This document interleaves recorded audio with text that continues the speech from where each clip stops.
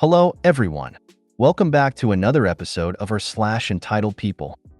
In today's episode, friend hired me to be able to underpay her employee. Karen calls me stupid for her bill not being paid.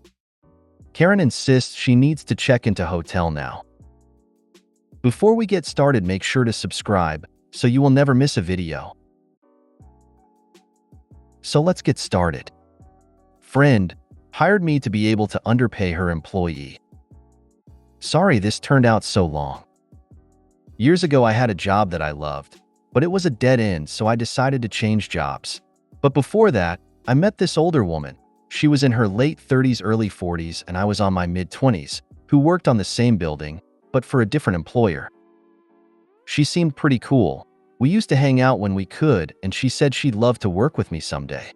Then she got fired and we stopped talking, but just for timing. She had told me all her previous jobs had ended badly, but she also explained why it was always unfair.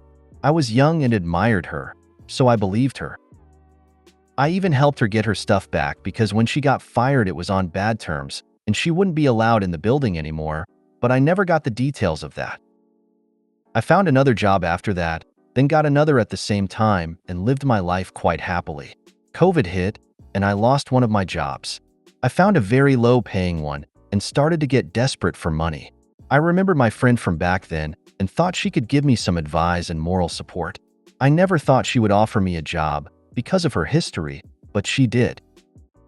Not super well paid, but better than my other second job. So I did the math, and with those two salaries I'd be fine again, and I quit the low-paying job. She is the president of a non-profit foundation with a business partner, and I was going to be the third person on the team. The day I started the new position with her, she told me she did her math wrong. She could only pay me a very low amount, lower than my previous job, almost minimum wage. She also never hired me, so she never paid for Social Security at all. In my country, your employer adds an amount towards that. So I was stuck there, really struggling with money, but at least the job was super fun, challenging, and I was working with a friend, so that was good. She paid my salary on time the first 2 months. Then every end of the month she would start crying, literally, about her own financial status, how she had no money at all and she could only pay me a part of it now and the rest later. She did that, but still, not the ideal situation. The rest of the month she would have her nails done, go to expensive parties, go out on vacations, lend money to her business partner who had a drug problem, etc. Things started to get worse every month, but I never thought a friend would screw me over on purpose. Until then, I felt sorry for her. How silly of me. She had started to use money from her family-in-law without them knowing, and they started to get suspicious. I think that's how she managed to pay me, but she never said with all the words, just vague implications. We were working on a project for a big company, and after the first delivery, the company said there were many errors in our proposal. We checked and it was all on the things she had done, but she yelled and blamed it on me. That's when it clicked in my head. My part wasn't even relevant for that part of the process yet. I asked her to stop yelling at me and to please explain what she needed from me because she wasn't being clear and I wasn't the one in charge of the faulty parts, so I wasn't sure of how to fix that. She just started to yell even more, now saying she had a friend in my same field check my work and it was incomplete. It really was, because I needed her part to finish mine, and she would keep changing it. That was a Friday, so I told her I was gonna keep working from home. We could talk on Monday. Monday came and I went to the office. She wasn't there. I tried calling her and no response. I texted her that we needed to talk before I started working, but she replied she was at the company we were working for, which I knew was impossible for a number of reasons. I told her I quit and I was taking all social media accounts' passwords with me until she paid me my full salary. The week before she was crying about not having money, but this time I got the money right away, so I gave her the passwords. And that's how I learned that just because someone is your friend, that doesn't mean it's a good idea to let the important things go. Good lesson to learn. Anybody is capable of anything. And there were so many red flags that I chose to ignore in the name of friendship. Never again. You learn 2 valuable lessons. 1. Make sure that a friend is a real friend, and 2. When someone tells you that all their other jobs ended badly, it was probably a problem with them, not their employers. Never loan money, unless you can afford to never get it back, because when you ask for it back, usually it will end the friendship, not losing much there. If they don't pay it back without asking, you also have learned they are not a friend you should keep around. Working with friends when they are your superior may work out, but the odds are against it if they are not helping learn from any mistakes you make. Karen calls me stupid for her bill not being paid. So a bit of backstory, I work as a manager for a major cell phone carrier.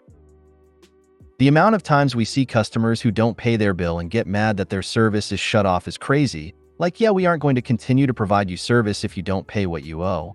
But I also do understand that people run into financial issues, and I will do what I can to help them out. Just don't be an asshole, and we will see what can be done. So recently I had a Karen show up to my store in a huff. When I see customers looking angry or annoyed come in, I take them instead of giving them to one of my reps because I feel like ultimately I'll get asked to help anyways. So I see her walk in with her kid and I look towards her and smile. Me, hello, how are you guys doing today? Karen, not so good. Me, oh, I'm sorry to hear that. What seems to be wrong? Karen, well, you guys cut off my service and I'm mad because I talked to your customer service yesterday and they said that I should be fine with service until I can make my payment next week. Now, when it comes to situations like this, all I can do at the store is have her pay her bill to restart her service when customer service, CS, makes promises like this, which happens a lot, and customers can have the extension due to a promise to pay service. We can try to contact CS and have them turn their phones back on. Now, the issue with contacting CS for a customer who has a past due bill is that the call will just go straight to billing to make them pay. If we enter another customer's number, CS will just hang up and report the store. So knowing this, I tell the customer exactly this to give her the right expectation, but I assure her that I'll do what I can to get in touch with CS. She didn't like that. Karen, what do you mean you can't restart my service or contact CS? It's your guy's fault that my service is shut off. Me, it's not that I can't, it's that it will be difficult to get someone on the line due to your account status. I'm just setting the right expectations. Karen rolls her eyes. Just get my service running again. So I guide her to my store's phone and call the number we have to call CS. On the phone, I chose the options to speak with a CS rep, and the automated machine asks for the number I'm working with. I dial her number and we get sent to billing. We then hear, "You have reached the billing department to make a..." Then Karen interrupts. Karen, that's the message that I get when I call them. Me, yes. Like I said before, this will be the only department you'll be able to contact due to your account status. Karen, well, use your direct CS number. Me, this is that number. If you want, we can call back and try another option, but I think it will lead us back here. Karen agrees, so I hang up and call again. I try this time to reach a different CS department beside the general department that we call, but again, as soon as the system recognized her number, we hear the billing message again. Karen, this is bullshit. Me, ma'am, please no swearing in the store. Karen, I'll say what I want. You can't tell me what to do. Me, you're absolutely right, but I can't have you leave with no resolution to your problem. Karen, well then use someone else's number to get someone to answer. Me, like I mentioned before, I won't be doing that. I won't get my store in trouble for doing that. Karen, you have to listen to me. Now use your own number to get someone. Me, I'm not using my number. I've done all that I can do for you. If you want to use someone else's number, then you can call CS from a different phone. Karen, then give me their number.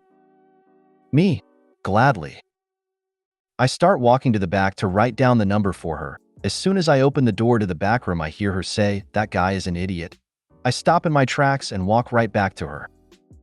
Me, you can leave now. I understand you're mad about your service being shut off, but that doesn't give you the right to insult me or my team. So leave.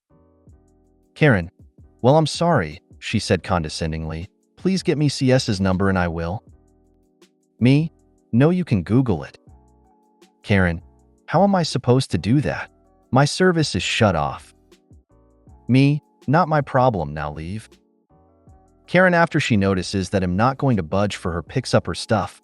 grabs her kid and marches towards the exit.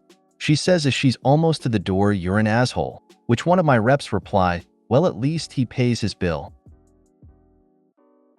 Probably not the major meltdown most people expect from retail stories, but I felt like it was good to share. Great remark from your rep LMAO. When we get customers like this, we tend to stick up for each other like that. Karen insists she needs to check into hotel now. So, obligatory, this happened several years ago, back in 2016, I believe. My mom and I was about 30, so my mom was about 56 at the time, went out of town for a concert. After staying at a really crappy hotel the night before because the hotel I'd booked ended up being too far out of town, the next morning, we left quickly, had breakfast, and I found a nice hotel nearby the venue. It was a refurbished apartment complex. This is important later. It was about 15 minutes or so after that, maybe 20, when a woman walked in, 40s probably, but it was hard to tell from our vantage point. She walked in and asked to check in. The FDA would probably be an hour or two before they could check us in. We had nowhere else to go and didn't feel like shopping or anything, so we asked if we could hang out in the lobby. She said that was fine. My mom had her book and I had my laptop, so we just sat down. I will say, it wasn't a huge lobby, but it was big enough. A couple couches, a few chairs. It was just that and the breakfast area and probably an employee area in the back. Plenty of room for, say, a few more people, right? Apparently not. It was about 15 minutes or so after that, maybe 20, when a woman walked in, 40s probably, but it was hard to tell from our vantage point. She walked in and asked to check in. The FDA told her the same thing that she told us. She said that they had check-in because her elderly mother needed to be brought in from the heat. It is summer in TX, but there is an air-conditioned lobby. She was told again that it would be a wait. Woman leaves. So, this woman came back in a fourth time, again about 15 minutes later. She told the FDA that she had gone around to the housekeepers and rattled off a list of rooms that were their room type that were clean. The FDA responded politely. She was seriously a pro. I don't know if I would have been able to not snap at this woman, saying that she'd double-check, and then when she did, she quickly checked this woman in. The woman left, finally. The FDA then looked up at my mom and I and said, "I'm sorry, that was supposed to be your room." I just wanted her out of my face. We agreed and also had wanted her out of our face. As a hotel worker myself, you're going to have to wait if you want to check in early, especially hours early. They can only clean rooms so fast, and it also depends on when the people who were in your room the night before checked out. During sold-out/busy season/tourist season, it's going to be harder to check in early, but hotels always do their best. I can only say this FDA was great. She handled it so well. I told one of our FDAs at my hotel and said the story made her eye twitch even hearing it. Our AGM just responded in shock, while our GM said, "She's lucky she wasn't in a place like Vegas, cause in some hotels, you can get kicked out for that." Moral of the day, don't be like Karen. But the Karen got rewarded for her behavior. Exactly. You can't placate a Karen, it only encourages them to be worse in the future. I was hoping that you got an upgrade out of it, but FDA sounds great. If you made it to the end of the video, thanks for watching. Don't forget to like, subscribe and share, and we will see you in the next video.